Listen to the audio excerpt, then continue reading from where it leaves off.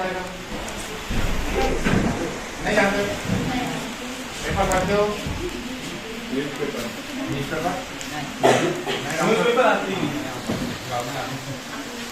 मैं डॉक्टर राजा गुरु लिखता हूँ और मेडिटेक केयर इंस्टीट्यूट बैतूल से, और मैं रहने वाला हूँ ग्राम अखाड़ी पर। और यहाँ पर आज कार्यक्रम में आया था तो मैंने सोचा बच्चे लोगों से मिल लेता हूँ, उनसे थोड़ा जानता हूँ कि मतलब उनकी पढ़ाई किस प्रकार चल रही है। Focus your target, please extremely request है ना, आप लोगों से मेरा निवेदन है कि आप लोग इधर थोड़ा सा फोकस करें, क्योंकि देखो आप लोग 9वीं 10वीं वाले बच्चे लोग हैं। इसके बाद क्या होगा कि जब 10वीं पास होंगे तो 10वीं पास होने के बाद आपके सामने बहुत सारी समस्या आएंगी कि मतलब हमको अगर डॉक्टरी क्षेत्र में जाना है या इंजीनियरिंग क्षेत्र में जाना है या फिर जैसे सिविल क्षेत्र में जाना है, सिविल मतलब बात करते सिविल सर्विस, IAS IPS जैसे कलेक्टर और जो SP होता है ना पुलिस अधीक्षक महोदय, तो इनके लिए अपने को क्या करना पड़ता है पहले, जैसे अपन बात करते हैं स्पेशली डॉक्टर और इंजीनियर। डॉक्टर बनना है तो कौन कौन से सब्जेक्ट लेना पड़ते हैं, और अगर इंजीनियर बनना है तो कौन से सब्जेक्ट लेने पड़ते हैं। किसी को मालूम है डॉक्टर बनने के लिए कौन सा सब्जेक्ट लेना पड़ता है? बायो, जीव विज्ञान जिसको बोलते हैं, बायोलॉजी क्या बोलते हैं। और इंजीनियर बनने के लिए क्या? मैथ्स, गणित, क्लियर। और जैसे अपन बात करते हैं कि इन फ्यूचर अपने को जैसे बहुत सारे लोग हैं कि IAS कलेक्टर बनना चाहते हैं और SP बनना चाहते हैं, तो वो उनके लिए क्या होगा कि एक कोई भी सब्जेक्ट से ग्रेजुएशन होना चाहिए, कॉलेज जिसको बोलते हैं, स्नातक के डिग्री UG है ना। तो मेरा आप सभी से थोड़ा सा निवेदन है कि देखो आप 9वीं और 10वीं में हो, इसके बाद 10वीं के बाद आपको सबसे बड़ी समस्या सब्जेक्ट चयन की होगी, और कैरियर या मार्गदर्शन की कमी के कारण या सही समय पर सही जानकारी न मिलने के कारण वो गलत सब्जेक्ट का चुनाव करते हैं, जिसके कारण उनका ध्यान, उनका लक्ष्य किधर, मतलब ध्यान किधर भटक जाता है। सही। ये क्या है? पेन।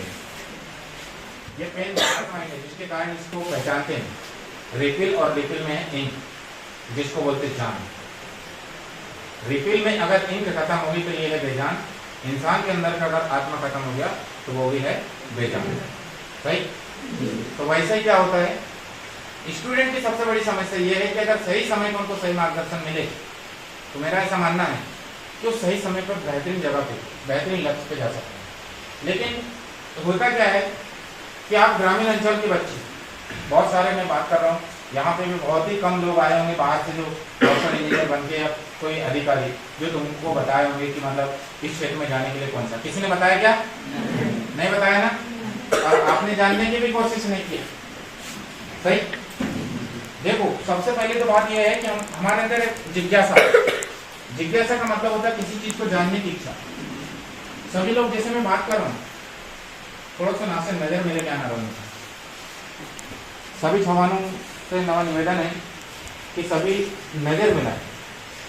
क्या होता है कि देखो हम आजाद भारत के, फिर अगर नजर नहीं मिलाएंगे तो आजाद भारत के गुलाम नागरिक कहलाएंगे, और जब हम किसी से आई कांटेक्ट करेंगे तो हम आजाद भारत के स्वतंत्र इंसान कहलाएंगे।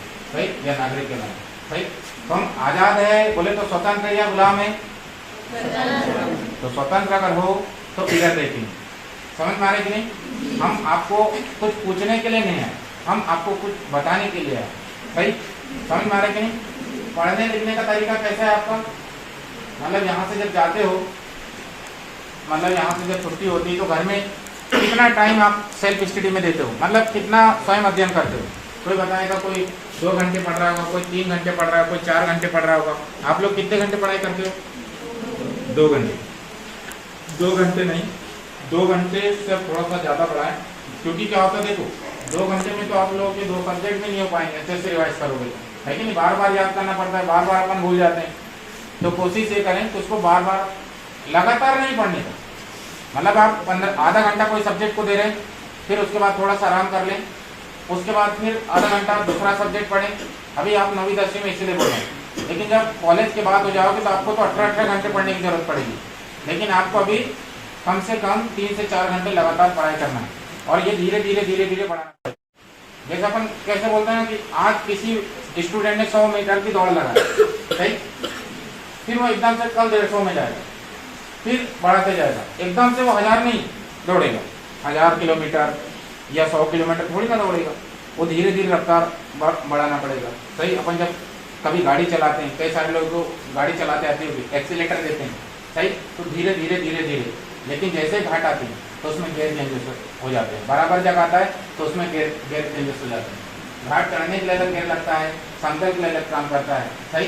तो ऐसा ही अपने स्टूडेंट लाइफ में जो व्यक्ति लगातार मेहनत करता है, लगातार धीरे धीरे धीरे धीरे करता है, उसको भविष्य में किसी प्रकार की कोई दिक्कत नहीं होती, क्योंकि उसके ये जो मतलब बोलते हैं ना, दिमाग में हर चीज रट जाता है, याद हो जाता है। लेकिन 80% से 90% स्टूडेंट ऐसे होते हैं कि यहाँ से गए और झोला फेंक दिए, दूसरा दिन झोला उठा के आते हैं। झोला मतलब बैग, समझ आ रहा है? ऐसा होता है कि अपने साथ होता है कि नहीं, बताओ। आप देखो कभी कौन कौन से स्टूडेंट ने ऐसा कल्पना किया है कि मतलब स्कूल में आज कोई टीचर कुछ अच्छा पढ़ाने वाला है, कौन कौन ऐसा कल्पना करके आता है?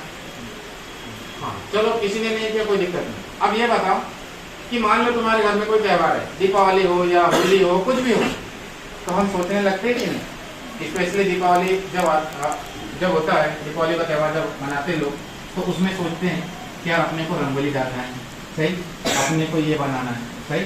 सही बात है नहीं? वो जो मेहंदी लगाने के लिए या अपन जो गोला बनाते वो रंगोली डालने के लिए जितना रंग जहाँ कितना डालना है ना, वैसे ही अपना जीवन भी है। कौन सी चीज को कौन से समय में कहाँ फिट करना है, ये जीवन की सच्चाई है, सही। लेकिन लोगों को पता ही नहीं, मतलब अपन नक्शा तो बना लिए पर इसमें लिखना क्या है, इसमें भरना क्या है, ये नहीं पता। और जब वो नहीं पता होगा तो नक्शा का कोई मतलब नहीं रहता। तो आज से अपने आप को ऐसा फील कराना कि हम इस दुनिया में आए हैं तो क्यों आए, ऐसा कौन सा काम लिखा है हमारे हाथों, या हम इस जीवन में क्या क्या करने वाले हैं, ऐसा टारगेट बनाना। आज सोचना, मैं तो हर दिन सोचता हूँ कि मैं आज क्या क्या करने वाला हूँ, कल क्या करने वाला हूँ, हर दिन मैं सोचता हूँ, तब जाके मैं पूरे काम को करता हूँ। क्या होता है कि देखो, जब तक प्लानिंग नहीं होगी, क्या होता है, जब एक शेर होता है और तुम धोखे से जंगल में चले गए, तुम ये मत सोचना कि शेर को मार दोगे, ये पॉसिबल नहीं है दादा। जो भी करना है भाई साहब करेंगे। भाई साहब मतलब शेर, जंगल में गए और अचानक शेर अपने को दिख गया, हम क्या करेंगे, कुछ करेंगे क्या शेर का? कुछ नहीं कर सकते। वहां से एक ही काम कर सकते हैं, भाग लो नहीं तो भाग लो, भाग लो नहीं तो भाग लो। अगर ताकत है तो लड़ो, और नहीं लड़ सकते हो तो भाग लो। मतलब 9 तो 11 हो जाओ, शेर को दिखो ही मत, तो भी आपकी जीत होगी, सही। दम है तो शेर को पकड़ना चाहिए। आप भागने के बाद भी आपकी ही जीत हुई, सही। मतलब आपने उस बलवान जो जंगल का राजा होता है उसको हरा दिया। तो ये भी लक्ष्य को कैसे हासिल करे, आपका जीवन भी इसी पर आधारित है, सही।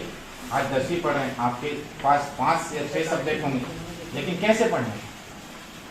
तुम लोगों ने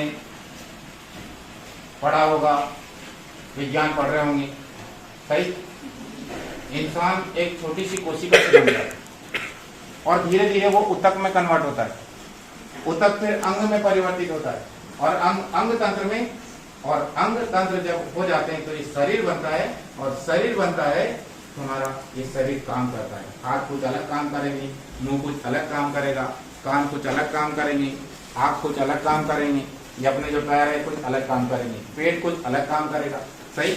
ये सिस्टम है। ये कैसे? जब इंसान छोटा सा था तो धीरे धीरे जैसे जैसे बड़ा हुआ वैसे वैसे उसकी जो स्मृति शक्ति, IQ लेवल जिसको बोलते हैं, वो बढ़ गई। आप बैतूल में जाओगे, भोपाल में जाओगे, तो धीरे धीरे वहां का माहौल आपको, मतलब माहौल देखने को मिलेगा कि यार यहाँ के बच्चे कैसे पढ़ रहे हैं। अगर वहां के बच्चे 100 में से अगर 99 नंबर लेकर आते हैं तो फिर अपन सोचने लगते कि 99 कैसे लाया, पढ़ तो हम ही रहे, सही। फिर आपको, क्योंकि क्या होता है देखो, अच्छे बच्चों के साथ रहना है, शेर के साथ अगर रहना है तो थोड़े बहुत तो शेर के गुण आना चाहिए, तभी अपन जिंदा रह पाएंगे उसके साथ, नहीं तो वही खा लेगा, क्योंकि एक जमाने का सिद्धांत है जिसको बोलते हैं गुरुत्वाकर्षण। मतलब अगर आप मेहनत नहीं करोगे तो ऑटोमेटिकली नीचे गिरोगे। उसको गुरुत्वाकर्षण बोलते हैं विज्ञान की भाषा में, और जनरली अपन भाषा की बात करते हैं। अगर हम लोग मेहनत नहीं करेंगे तो हम नीचे ही गिरेंगे, ऊपर कभी नहीं उठेंगे। सही। और मेहनत करेंगे तो ऊपर जाएंगे। सही, ऊपर जाएंगे। ऊपर वही व्यक्ति जाता है जिसके पास ताकत होती है। एक्सीलेटर तभी काम करेगा जब पेट्रोल होगा, जब पेट्रोल ही नहीं होगा तो एक्सीलेटर भी काम नहीं करेगा। सही। उसको बोलते त्वरण, और जब नीचे जाते हैं तो उसको बोलते हैं गुरुत्वीय त्वरण। जब इंसान कोई काम का नहीं रहता है ना, ध्यान से सुनिए, जब इंसान कोई काम का नहीं रहता है तो ऑटोमेटिक नीचे गिर जाता है।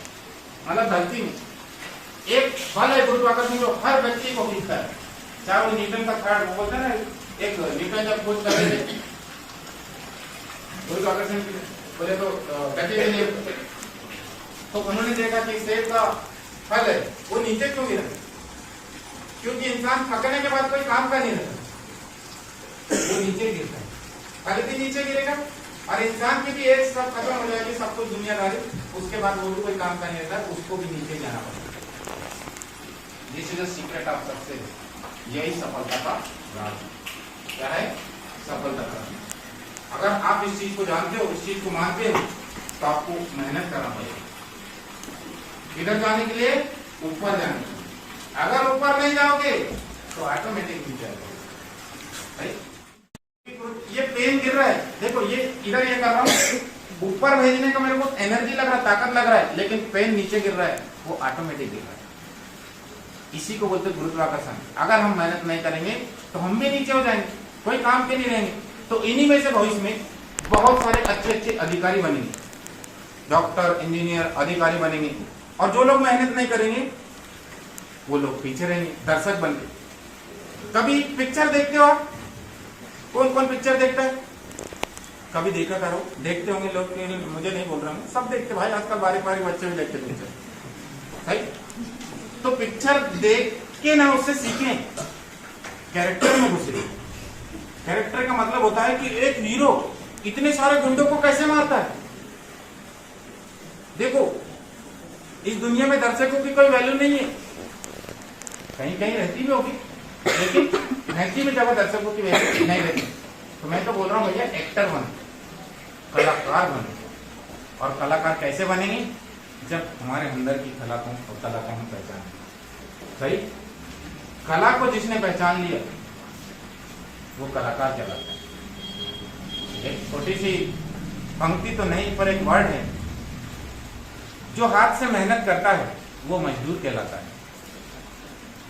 जो हाथ से मेहनत करता है वो मजदूर कहलाता है। जो हाथ और दिमाग से मेहनत करता है वो कारीगर कहलाता है। जो हाथ, दिमाग और दिल से करता है वो कलाकार कहलाता है। क्या कहलाता है? कलाकार। सही। तो आपको कलाकार बनना है कि कारीगर बनना है कि मजदूर बनना है? क्या बनना है? तो कलाकार अगर बनना है तो आपको किससे? हाथ से भी काम करना है, दिमाग से भी काम करना है, और जो दिल बोलता है उसके देखिए। अगर आपकी इच्छा डॉक्टर बनने की, इंजीनियर बनने की या ऑफिसर बनने की, अगर दिल बोलता है तो आपको डेफिनेटली उसमें मेहनत करना है। और ये हाथ का मतलब होता है, ये हाथ लगातार चलने चाहिए। सही। हाथ, और हाथ तब चलेगा जब दिमाग चलेगा। सही। नहीं तो दिमाग में कुछ है नहीं तो हाथ कैसे चलेगा? नहीं तो फिर वहां पे एक चीज आता है, जब दिमाग में कोई चीज नहीं चलता तो एक लॉजिक चलती, जिसको बोलते हैं घरेलू भाषा में फैकोलॉजी। फिर अपन कुछ भी फेंकते रहते हैं, कुछ भी लिखते रहते हैं। सही। हमको क्या करना है? अच्छी चीजों का चयन करना है। सबसे बढ़िया एक बेहतरीन लक्ष्य बनाना है कि आपको बनना क्या है। और अगर आपका टारगेट कुछ फिक्स हो गया तो उसके बारे में सिलेबस पता करें, किसमें आता क्या क्या है। फिर ये पता करें इसका टाइम ड्यूरेशन जो होता है पेपर का वो कितना होता है, और इसको कैसे हासिल करें और कैसे तैयारी करें एक साल में। ये सभी चीजें आपको 1 साल 2 साल के अंदर मतलब करना पड़ेगा। तो आपको अभी इससे थोड़ा सा लक्ष्य बनाना पड़ेगा। बहुत अच्छे से पढ़ाई करें, क्योंकि क्या होता है देखो 9वीं 10वीं ही 11वीं 12वीं में पूरा मिलेगा, लेकिन भाई विस्तार हो जाएगा। जब तुम लोग 12वीं में आओगे तो 12वीं में एक बायो में एक वर्ड है, बायोलॉजी में पहले महान महान लोगों ने बोला कि दुनिया में ऑटोमेटिक हुआ है, इस दुनिया ऑटोमेटिक बनी है, ये सब इंसान की जो प्रजाति है ये ऑटोमेटिक बनी है, सब कई लोगों ने बोला है। तो ये पूरी तरह से गलत है। विज्ञान की दुनिया में एक साइंटिस्ट आया जिसका नाम है लेमार्क और डार्विन। लेमार्क और डार्विन, इन्होंने ये बोला था कि जो व्यक्ति जितना ज्यादा दिमाग चलाएगा वो उतना दिमागधारी बनेगा, और जो व्यक्ति नहीं चलाएगा वो जिसको दिमाग विहीन बनेगा। मतलब यूज एंड यूजलेस, जिसका उपयोग होगा वो यूजफुल होगा और जिसका यूज नहीं होगा वो यूजलेस होगा। सही। और प्रकृति उन्हीं चीजों का सिलेक्शन करती है या चयन करती है जो उसके लायक होता है। सही। आज हर कोई व्यक्ति अधिकारी नहीं बन रहा है, हर कोई व्यक्ति टीचर नहीं बन रहा है। क्यों नहीं बन पा रहा है? क्योंकि टीचर बनने के लिए बहुत नॉलेज चाहिए, स्टूडेंट को पढ़ाना पड़ता है और भी बहुत सारे काम करने रहते हैं। समझ में आ रहा है? तो ये दुनिया का सिद्धांत है, प्रकृति के साथ चलो। जिसने प्रकृति का नुकसान किया है, अभी मैं आगे की कहानी बता रहा हूं, जिसने प्रकृति का नुकसान किया है ये कलयुग है दादा, जहां कोई भगवान पाप की सजा नहीं देगा, ये प्रकृति ही सजा ही देगा। समझ में आ रहा है? तो प्रकृति उन्हीं चीजों का चयन करेगी भविष्य में जो उसके लायक होंगे, नए होंगे वो पीछे होंगे। समझ में आ रहा है? जैसे बोलते थे ना पहले कि पहले बारिश अपन सावन के समय भुट्टे खाते थे, अब क्यों नहीं खा रहे? क्योंकि भारत देश किसके लिए फेमस है? पॉपुलेशन की, जनसंख्या की।